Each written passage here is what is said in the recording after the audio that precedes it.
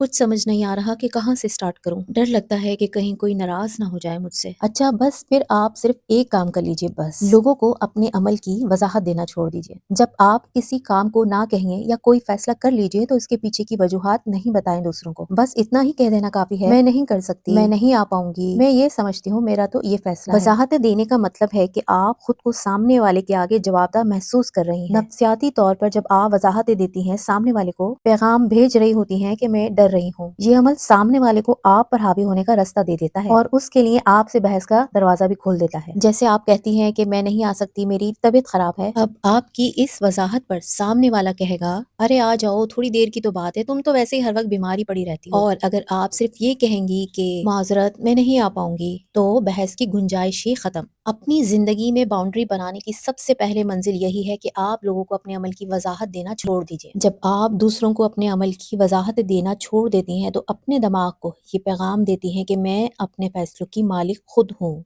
ये अमल आहिस्ता आहिस्ता आपकी पर्सनालिटी में वो खुद एतमादी पैदा करता है जो बाउंड्री बनाने के लिए सबसे ज्यादा जरूरी है। वजाहतें देने से सामने वाला मुकम्मल तौर पर आप पर हावी होने की कोशिश करता है क्योंकि आप कमजोर लगती हैं। अपनी जिंदगी, अपने फैसले को किसी की मंजूरी का मोहताज नहीं समझिए। अपनी जिंदगी की एक बाउंड्री सेट करने के लिए आपको बहुत बड़े बड़े फैसले लेने की जरूरत नहीं है, सिर्फ लोगों को वजाहत देना बंद कर दीजिए। वीडियो काम की लगे तो किसी ऐसी बहन या बेटी को जरूर शेयर कर दीजिए जो हर वक्त लोगों के लिए झाड़ू बनी रहती है। और आप मुझे कमेंट्स बॉक्स में जरूर बताएं कि क्या आपने अपने इर्द गिर्द ऐसी बाउंड्री बना रखी है कि आप लोगों को अपने किसी भी अमल की वजाहत नहीं देती। जज़ाकल्लाह।